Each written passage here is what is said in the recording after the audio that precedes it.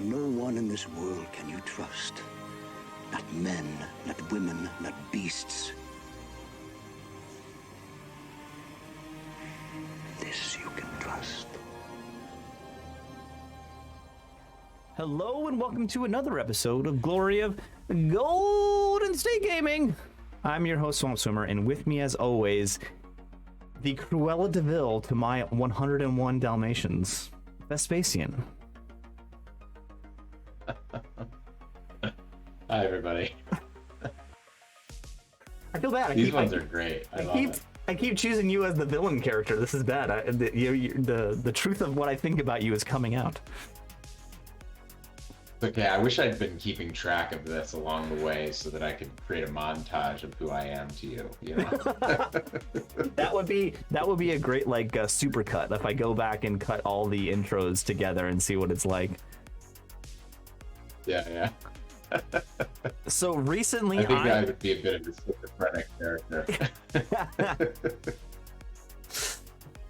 I recently finally finished off Lord of the Rings, Rings of Power Season 1.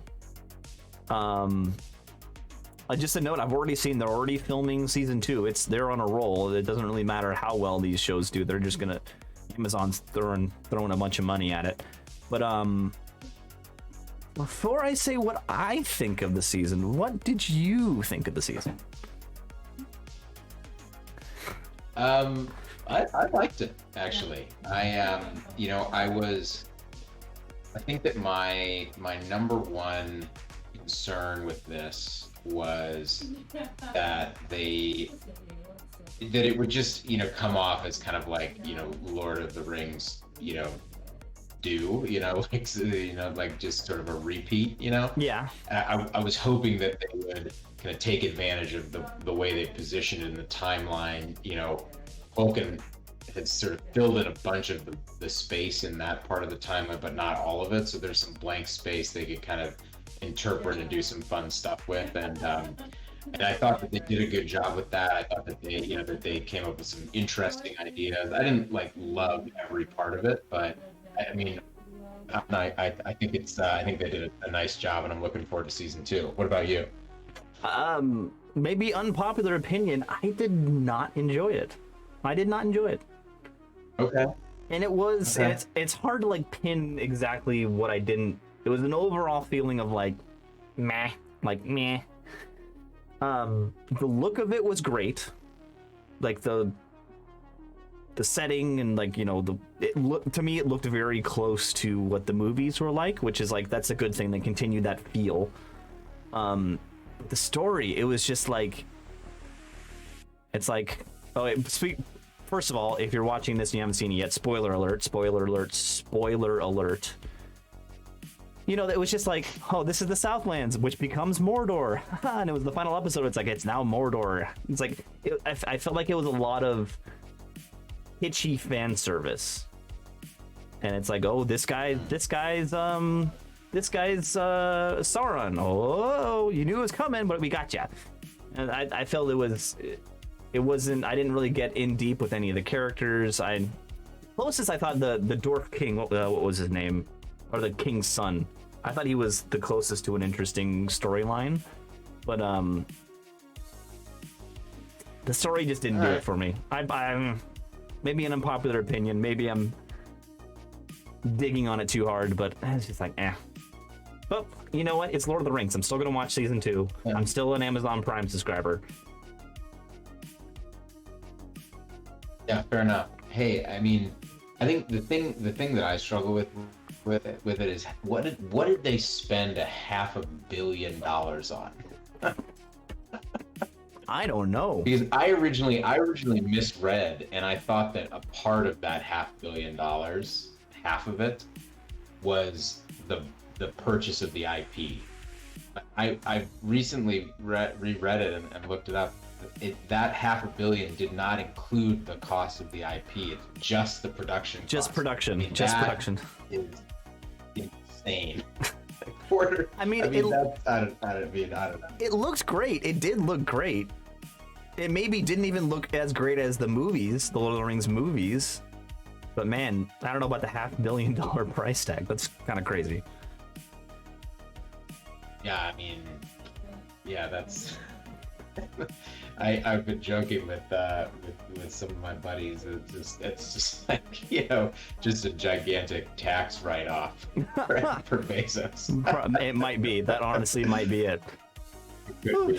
Anyway, anyways, I mean, I think it's worth a watch. I'm dismayed you didn't like it. Sorry. But, I mean, I'm breaking hearts. I think it's yeah, no worries. But when season 2 rolls around, we'll definitely talk about again. But I'm not just poo-pooing everything. There are some other shows out there, which we'll talk about maybe in some future battle reports that I'm really enjoying. Spoiler, foreshadowing. There are some shows we'll talk about that I'm very much enjoying, but we'll get there. But let's talk about the battle report. We are on the Vespacian's round 3 of Infernal Zoo 2022. Infernal Zoo 10 in Davis, California. So round 1 you got 20. Round 2 you got something high, 16, 17, 18 or something like that. A 12. Okay, man, ooh, I'm wrong. And you get paired into Garrett, who is a great player from LA area, somewhere in LA, and he's playing his ogres. He loves playing his ogres. He's a great ogre player. Marching columns, breakthrough, and then this is also the scenario where you get your giant contingent, your extra free giant in this tournament, which is a great little feather in the cap of this tournament. If you are interested in Vespacian's list, please click the link right above my head. It'll take you to the round 1 video where we go over his list in a little more detail. But let's talk about Garrett's list. All right, let's see here. We've got the Wizard Master on Shamanism, Essence of Mithril, Iron Fist, Liger's Tongue, Magical Heirloom, so kind of a fighty master. Khan with Destiny's Call and Kakadai's Legacy, Cult Leader. Pretty standard. Khan BSB, Wrestler's Belt, Super Dex, Troll Leader. 10 Bruisers with Pen at the Great Grass Sky, 7 Tribesmen with Iron Fists, 8 Merc Vets with Plate Armor, Swift Stride, Banner of Genget, 2 Singular Sabertooth Tigers, a Frost Mammoth, and a Slave Giant. What do you think of this list against your list? So this list is all common, and generally, I think something that I can do quite a lot of damage to at range. I think Shamanism complicates the matchup quite a bit because Howl, I have to stop stun, right? So Chilling Howl becomes a real threat to my range damage. He's got a few monsters, around the edges, but generally it's pretty blocky, right? Mm-hmm. So I felt like, I could use my typical game plan of kind of evading, shooting, and then trying to get some multi-charges here. Breakthrough, I've got the couple of scoring cap darts for Breakthrough, which is, great functionality. So yeah. Yeah. I first looked at the list, I'm like, this is probably a bad matchup for you just because of the Shamanism, but the more you talk to it, I'm like, well, it's more of a 50-50, yeah. So this is marked Deployment and Vanguard.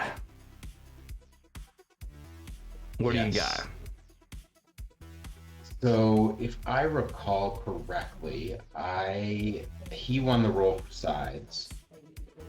I elected to start dropping first because it's marching column, so we had to do that. I think we picked from the same side, if I recall correctly. And so I put down the Great Eagle, the Giant, and the Spearman, and he put down his Giant and the Tribesman. Yeah. And then I chose to drop everything to go first. Okay. And my reasoning was, it doesn't really matter a ton, like with this, terrain and breakthrough deployment and his army. I knew he was going to be running at me, right? So essentially, I just tried to deploy centrally so that I could, if he kind of dropped heavy on one side, I could run the other way. If he dropped heavy on the other side, I could run the other way. And if he just came straight up the middle, I could split, right? So I didn't really think it mattered much. I was happy to take first.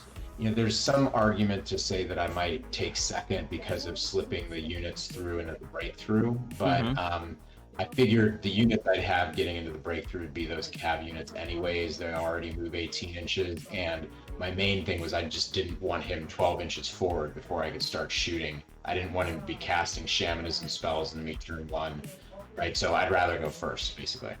Yeah, that makes sense. Go through your deployment here.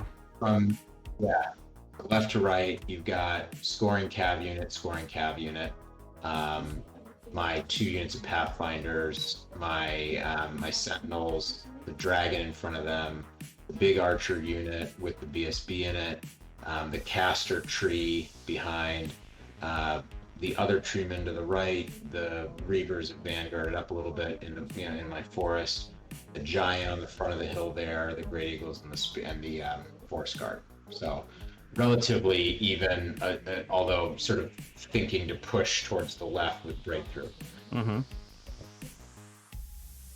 Yeah, and then on his side, so he dropped those things on the right hand side, and then kind of countering deployment to me, he put his big bruiser star, his other kitty behind it, his frost mammoth, his merc vets, and his other giant over there. Okay. So you get first turn, right? Let's see here. I think so. Yeah, this is top of 1 movement. Yeah. So basically, after I've seen how he's deployed, I'm able to, try to move up on the left-hand side. Basically, he doesn't really have any range damage, so trying to get my cavalry units over across the table, as soon as possible. And then I basically set everything else up to shoot at those merc vets. They're just sitting up on that hill. They're the biggest threat, and so just turn everything. So that's your first and biggest target of the merc vets. Yeah, my thinking with the merc vets were they can operate independently. They're very tough, and they can fight my big stuff very well. And then also, I think there's just too many wounds in the bruiser star to get through, because I think he's got like 9 of them, and then all the characters. Like I would literally have to kill that entire unit before it became combat effective against me. Yeah, true. Whereas if I can reduce the merc vets, I can fight them, right? So so that was kind of my reasoning there. Okay. Next photo is bottom of 1. So it looks like you took off half of the merc vet unit here, and the giant's gone.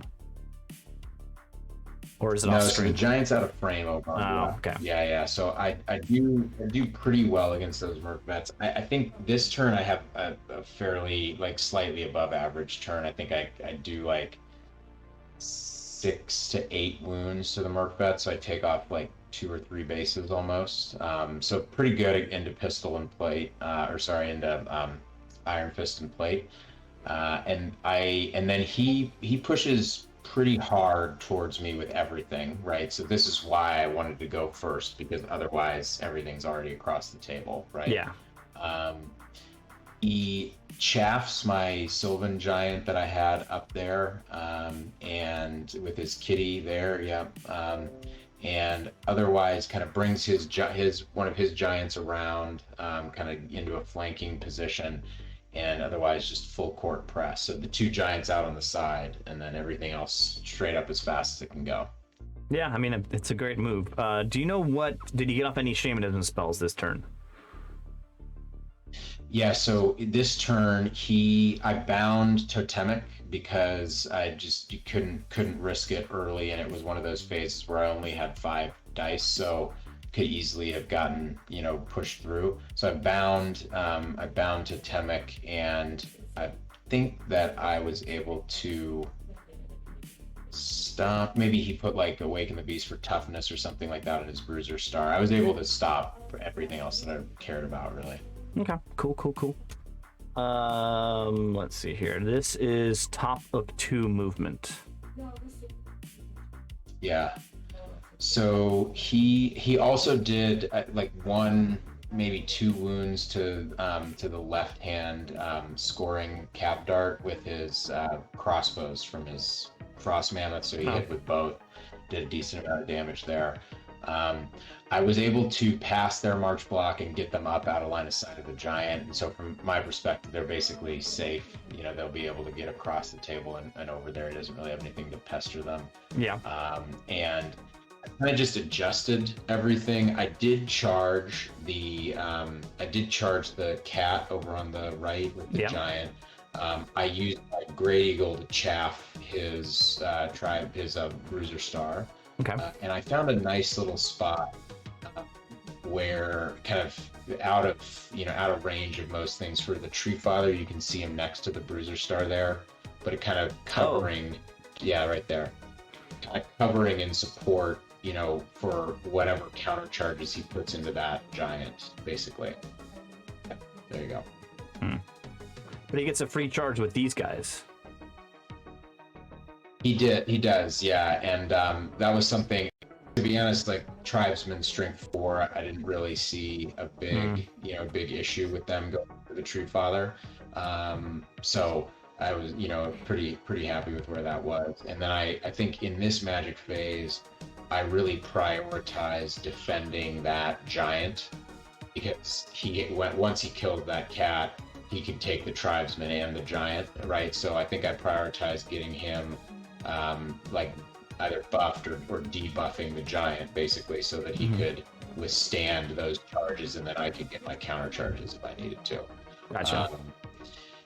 And I think I was initially, we'll see how it unfolds. I think I was initially fairly confident in the matchups over there. I felt my Tree Father and giant, the spear block, should have been able to kind of handle what was going on over there. I think, we'll see how it ends up going, but I was feeling pretty confident there. On the left, as I said, I started sneaking my lancer or my scoring darts around and just squared up to shoot everything at the Merkvets again. Yep. Let's see here. This is bottom of 2 move. I still see Merkvets on the board.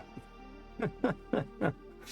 Yeah, so I think I do 2, I take up 2 more bases there. So I think the averages average out against that first turn, and it's pretty solid where it could be.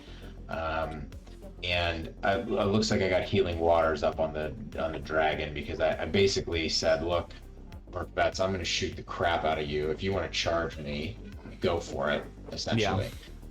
Because I think I take them off and do pretty well. So this was where, that's right. So I did get Healing Waters in the dragon, but I wasn't really able to do much for the giant on the right-hand side. I remember this turn. And I think that was where my math kind of failed me, because I think I was kind of calculating how everything would go for that giant with buffs, and I ended up just having a bad phase. I think I got the 1 and the 2 phase in a row. So I just had a bad phase and only got off that one. So wasn't able really to support him. And it looks like he took the charge from the Tribesman and the giant over on the right. And I kind of forgotten about this little guy, because those kitties are always hiding behind these big gigantic ogres. He had that cat around to chaff my Tree Father. So I think miscalculation over on the right hand side. I probably should have played that side a little bit differently, but. So now he's likely to get the giant pretty soon, and the Tree Father is not able to help out. So yeah. There you go. This is a huge, So this turn is a huge turn, and there's some pluses and some minuses. So the plus is Merkvets come in, he gets Awaken the Beast off for strength on them, and the dragon murders them. Wow. And then and they run. There's a couple wounds left. They run because they were out of ESB range. They run. Dragon runs them down and rolls the 8 or something that he needed to overrun into the Frost Mammoth. So this is a huge positive swing over there on the left. And because of where I'm able to position the dragon, that giant does not have a very close charge to him. I think it's he'd need a 10 or an 11 or something. So was feeling really good about that. The thing that ended up being completely game changing that happened this turn was I saved all of my 6 dice and my crystal ball to stop Totemic Summon, and he got it off with 4 dice against 6 and a crystal ball. Now, That's not. What are the odds there? What are the odds? It's pretty low. He rolled like an 18, and I just rolled really, really bad. So really bad outcome. To be honest, so the breath weapon doesn't do that much. I think he kills like 3 or 4 Pathfinders. But the thing that it really does, and you can see this very easily here now, is because this is my turn movement, is it prevents me from moving further left, right? Because if you go back to the prior picture, very easy play that I could have taken would be to just move basically everything in my back line all slides down as far as it can go to the left, and all of a sudden, with the dragon killing the frost mammoth and the merc vets, and me with multiple pieces of chaff to use on the bruiser star, he can basically never get to all of my points in shooting, right? So instead, by popping up that totemic summon right there, it prevents me from making that move because I have to be able to shoot it, because I can't let it random move into me, right? So I have to move everything around it to shoot it, to make sure that I take that thing off, because if I don't, that's game over, basically. And so that leaves me dangerously close to that bruiser star. I don't have anywhere to run. This is a train wreck right here. This is a train wreck. Yeah, so that was a massive swing in this game that I think, like you said, it's probably an extremely low likelihood outcome. If that totemic summon doesn't get off, I think quite a different game. But regardless, we go here. The Reavers chap up his bruiser star. Did your giant stick on the right? Sorry. Did your giant stick on the right? So I managed to hang around there. His giant didn't roll well. I did a fair amount. Those Blade Dancer giants are actually really cool. I did a fair amount of damage to his tribesmen, and stuck. So that was good. And then the Tree Father charges the chaff. You can see there. The other Lancers make a break for it. I kind of, turn around to shoot at the totemic summon, and I use my Reavers to chap up his bruiser star.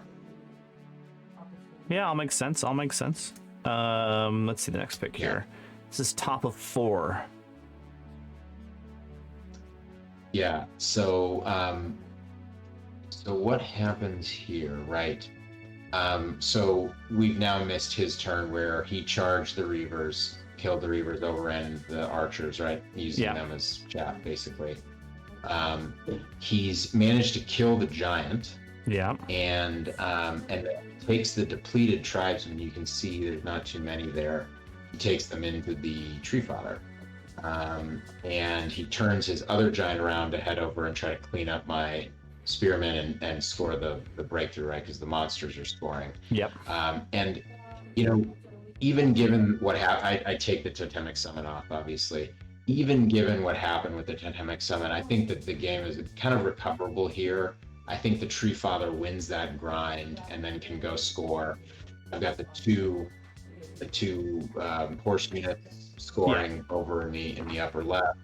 I've cleaned up basically everything on the left-hand side. I've brought my dragon back around to finish off that giant, and I managed to get everything as pretty far over, so that I've got some good flea lanes away if he turns his bruiser star that way.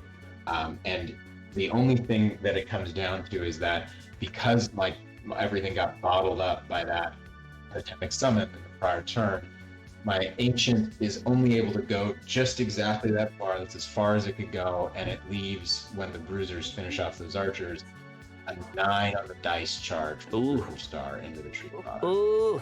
It was the best I could do. Obviously, if that totemic hadn't been there, there would have been 0 chance of getting a hold of that guy. On, and he's Swift Stride too, right? 9 on the dice.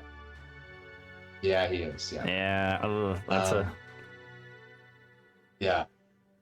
All So, right. anyways, so then next he. Oh, Yeah. this is bottom of 4.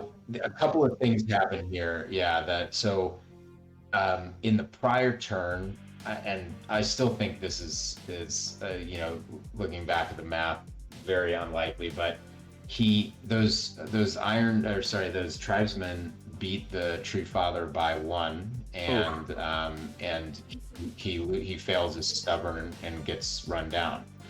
Eesh. You know, I think Well, it it's is a a lot little of strength 4 attack. it's a little swingy Yeah. because you don't get your stomps. If it was a stomp, it would have much more. Yeah. So it's a little swingy. If you flub Yeah. your to hit roll, it changes things.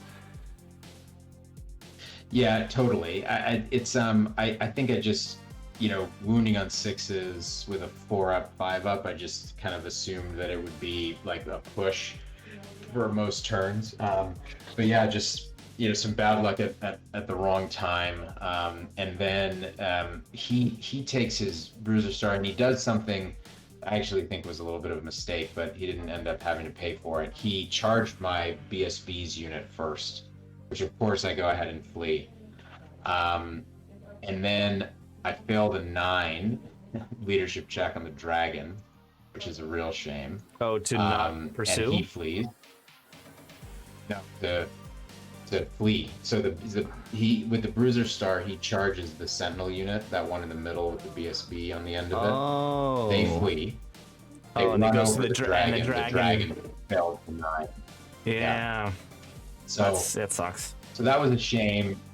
Yeah. And then he makes the redirect check and makes the 9 into the tree father. I think it ended up working for him. I think he probably should have just taken the charge, because risking the redirect is, you know, that's a potential, you know, huge fail if he fails that redirect check. But did you consider taking the charge with your BSB's unit, and then he overruns into the dragon and then charging with the tree father? No, that's not enough. No, you're right. Not with the guy in there. That guy one-shots the dragon pretty much. Yeah, true. Yeah. So the one thing, if you go back, there is one thing that I think I could have done better here. So I think I probably should have used that depleted Pathfinder unit. Yeah, as a speed bump. Chaff up. Yeah. To be honest with you, it didn't occur. I never think of using Pathfinders for that purpose because they're just so expensive. But I think looking back, that Pathfinder unit was in a perfectly fine place where it could have just sat directly in front of the Bruiser Star and in front of those archers, and just made it impossible for him to get any further. And so it's the benefit of doing these battle reports. I think I made a big mistake there and could have sacrificed an expensive unit to save a ton of points. Yeah, it's true. But that's funny. So he obviously gets the tree father, no issue. Yeah.